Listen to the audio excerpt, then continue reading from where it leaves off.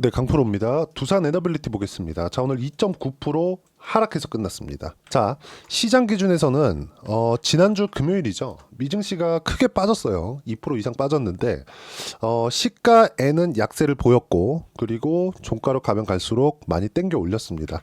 뭐 두산 에너빌리티도 많이 올라왔으면 좋겠다 이렇게 생각하시는 분들이 많을 텐데, 일단 두산 에너빌리티는 이격 조절 구간이 좀 필요합니다. 그렇다 그래서 내가 여기서 바로 매도하고 다시 여기서 22평 만나면 사야지, 이런 거는 안 하셨으면 좋겠다. 왜 그러냐면요, 이게 주가가 이렇게 딱 봤을 때요, 여기가 시작 구간입니다. 여기가 대략 25,000원 정도 되죠. 그리고 이걸 장기 차트로 제가 보여드릴게요. 25,000원의 위치가 대략 어느 정도의 위치에 있는지. 그렇죠?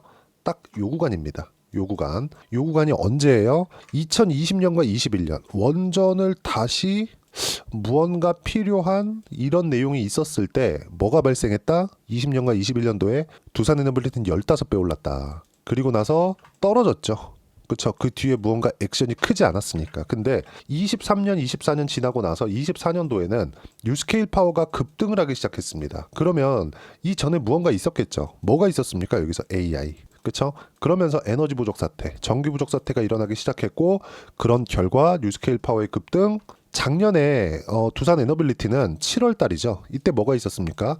체코 원전 수주 관련된 내용, 유럽과의 연결성, 이런 것들이 있었는데 이때 시세가 안 나왔습니다. 수주가 실제 진행이 됐었는데도 불구하고. 그리고 최근에 이쪽 구간에서 나왔었던 내용들이 있죠. 슬로베니아 30조 이런 부분들, 유럽과의 여기서 시장성을 잃은 거 아니냐, 이런 부분들이 있었는데, 이런 것들이 지금 현재에는 시장에서 나쁘게 바라보고 있지 않아요. 왜 그러냐면 미국에서의 움직임이 훨씬 더 크기 때문이고, 미국은 뉴스케일 파워가 꽉 잡고 있기 때문이다. 그러면 두산 에너빌리티는 뉴스케일 파워의 그냥 파트너입니다. 파트너. 어떤 관계냐? 엔비디아와 TSMC의 관계예요. 이 관계이기 때문에 어쩔 수 없이 두산 에너빌리티는 영향을 받을 수밖에 없다. 그리고 이쪽 구간에서 새로운 무언가 이슈가 나왔어요. 그렇죠? 현대중공업에서 상선을 핵 추진으로 만들어내겠다. 여기에 SMR 기술이 활용된다. 당연히 두산 에너빌리티의 기자재가 필요하겠죠. 이건 어쩔 수 없는 그런 내용이다. 어떤 내용으로 인해서 트리거가 발생을 했고, 그리고 아까 전에 보셨던 내용처럼 여기 장기 구간을 넘어서는 첫 번째 구간, 즉 신고가 구간이 만들어졌기 때문에 지금부터는 시세의 시작 구간이 되고요. 그리고 주식시장은 이런 부분으로 인해서 실적이 좋아질 때까지 올라간다. 그리고 바닥부터 시작해서 10배 정도 올라가는 주식은 요즘에는 대형주에서 나옵니다.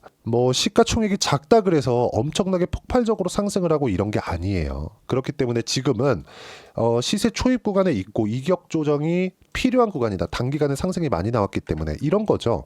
여기서 2월 18일 날 보더라도 5일선과의 이격이 어느 정도 있죠? 그렇죠? 10% 정도 발생했고 21선 20%, 61선 30% 이렇게 작용을 하죠. 근데 이동평균선은 평균 가격이잖아요. 평균 가격을 이렇게 봤을 때 가만히 있어도, 또는 여기서 5일만 하더라도 5일선은 쉽게 무너뜨릴 수 있습니다. 즉 이격을 조절하는 게 쉽다는 소리예요. 그럼 여기서 등락하는 과정이 있겠죠. 5일선 깼으니까 살짝 반등할 수 있겠죠. 이런 과정에서 21선도 올라올 수밖에 없겠죠. 여기서 바닥이 이렇게 형성이 되는 거다. 지금은 다시 올라갈 수 있는 상황을 만드는 거고, 바닥부터 10배 이상, 즉 20만 원 이상은 올라갈 수 있다. 근데 이 기간을 어디까지 잡아야 돼요? 실적이, 원전 관련된 내용으로 인해서 실적이 사상 최대 실적이다. 사상 최대 실적에 근접할 수 있는 상황이 되었을 때, 또는 실제 그 숫자를 찍었을 때, 이때까지 올라갑니다. 근데 지금은 실적 기준에서 봤을 때 거기까지는 안 가고 있다. 그리고 오늘은 상당히 중요한 이야기를 드릴 겁니다. 시장에 대한, 미증시도 좀 많이 떨어졌었고 금요일 날, 그렇기 때문에 시장에 대한 이야기를 먼저 드리려고 제가 이렇게 이격 조정 관련된 이야기를 먼저 드린 거고, 오늘은 상법 개정 관련된 이야기를 드릴 겁니다. 자, 정말 중요한 내용인데 잘 들으세요. 상법 개정이 정말 중요합니다. 여기 보시면 상법 개정안 법사위 통과, 국민의힘은 반발했다.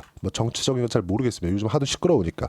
자, 내용 보시면 이사 충실 의무 대상 회사에서 회사 및 주주로 확대. 정치권에서 싸우는 거야. 이제 잘 모르겠습니다. 근데 요 내용은 주식시장이 상당히 긍정적이다. 이게 미국에서는 일반적인 내용이거든요. 이게 대법원에서 전 잘못됐다고 생각합니다. 왜 그러냐면 이게 실제 주주의 이익은 회사의 이익에 포함되지 않는다라는 한국의 그 대법원 판례가 있어버렸던 거죠. 그렇다 보니까 아니 주주의 이익에 훼손되는 문제는 대주주가 별로 신경 안 써요.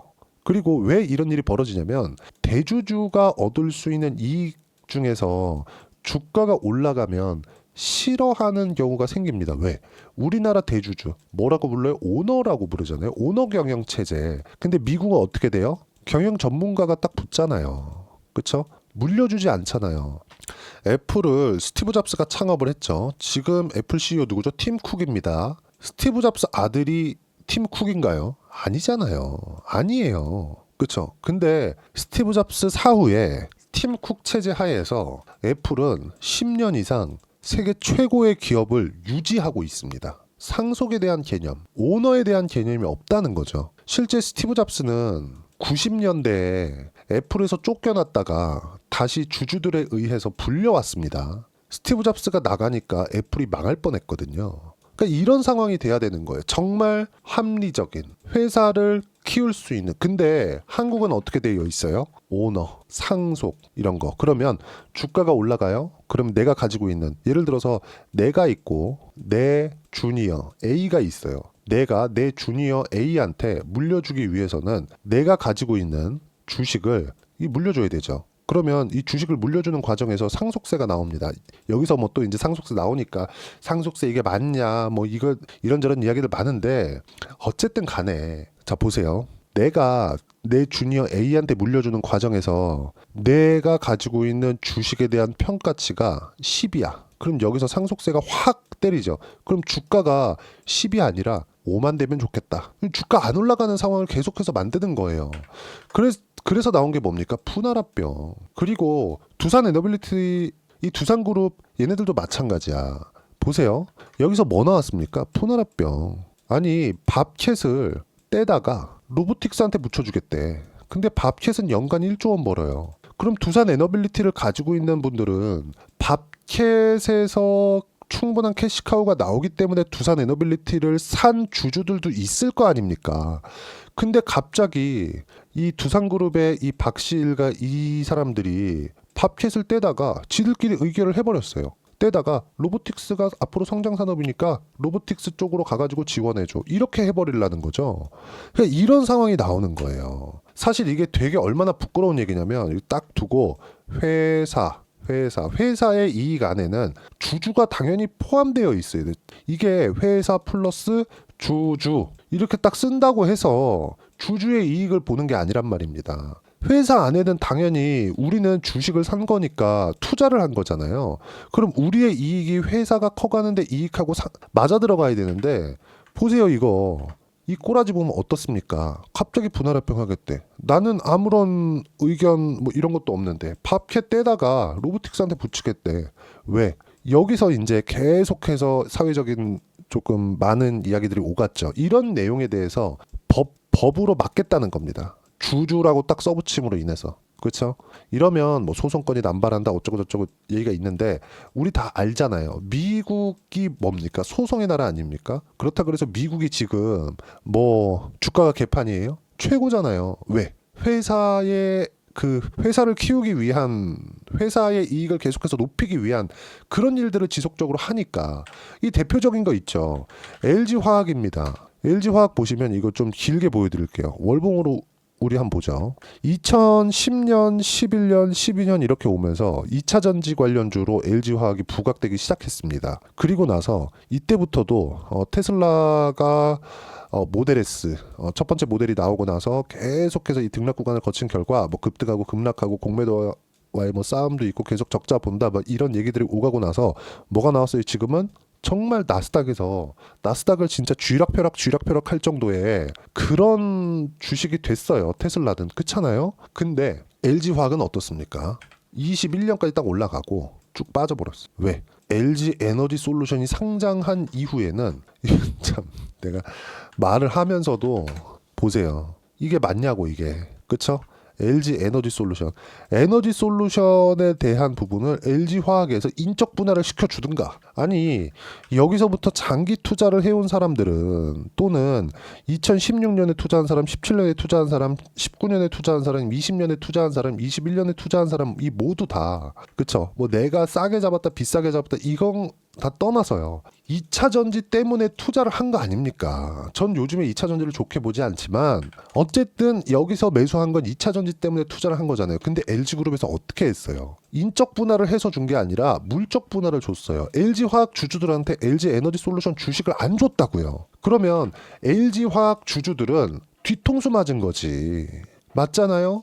그쵸? 그러면 주주의 이익 이거는 신경을 안 썼다는 거잖아요. 회사의 이익은 신경을 썼지. 왜 그런지 아십니까?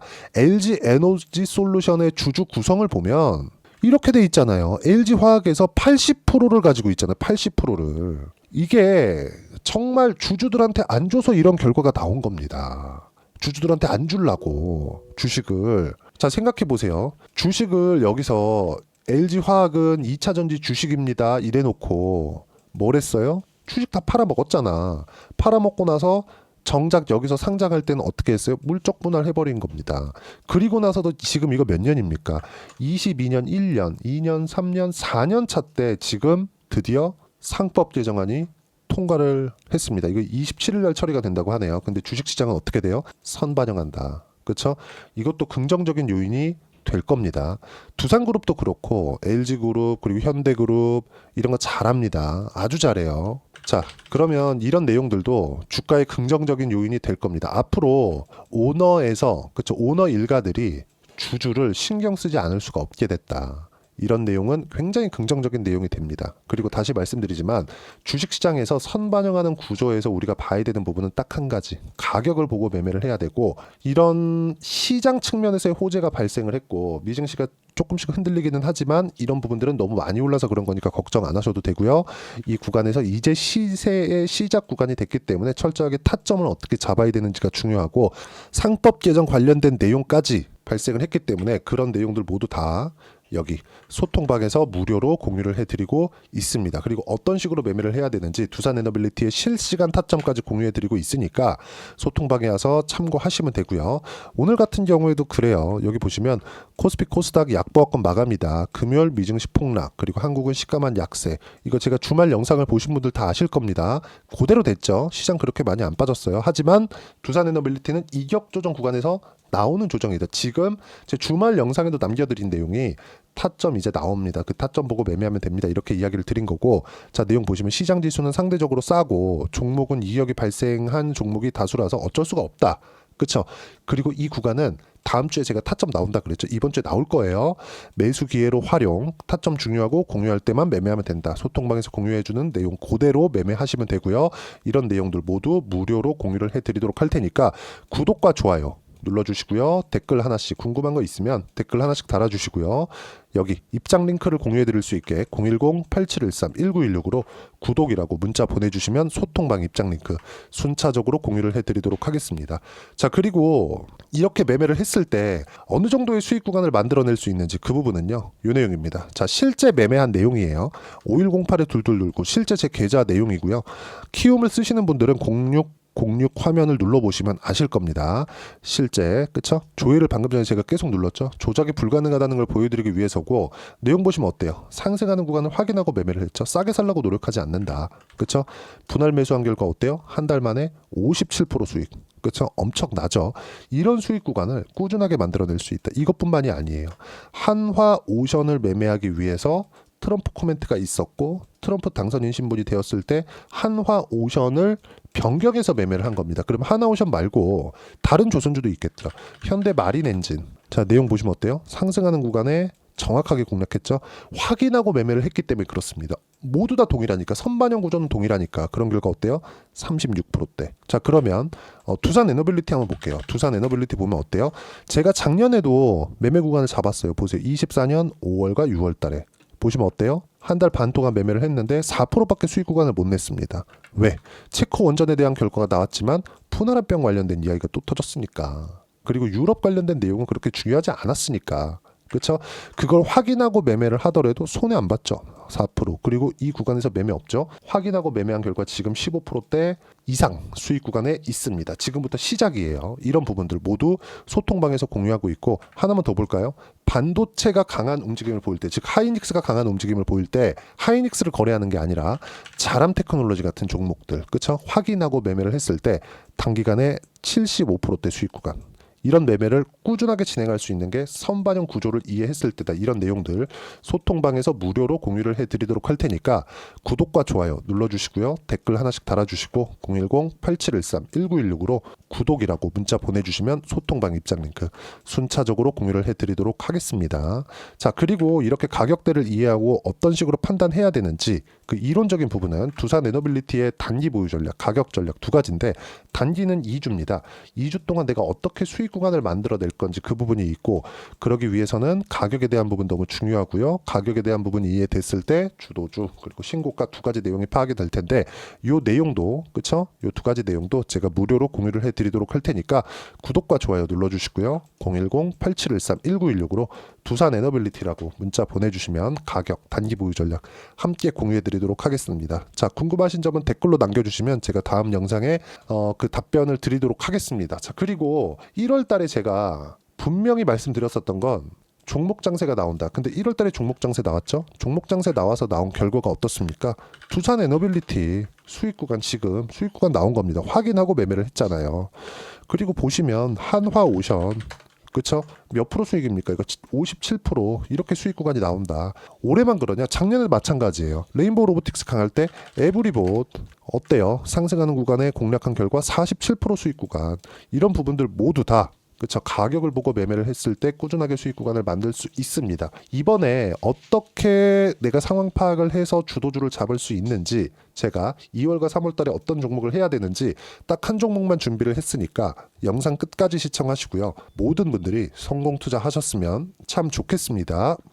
자, 여전히 시장은 녹록지 못합니다. 이런 상황이 벌어지는 건 어쩔 수 없습니다. 이런 상황에서도 수익이 나는 종목들의 구조는 변하지 않습니다. 즉, 대시세 종목에 대한 구조는 변하지 않는다는 거고, 실제 제가 소통방에서 지속적으로 이야기를 드리고 있는 내용도 대시세 종목이나 시장 주도주를 공략하는 건 철저하게 가격 분석을 하라고 이야기를 드리고, 가격 분석 이후에는 이슈에 대한 파악, 그리고 이슈를 파악하고 나서는 다시 내가 얼마에 매수할지 그 타점에 대한 부분을 지속적으로 언급을 하고 있습니다.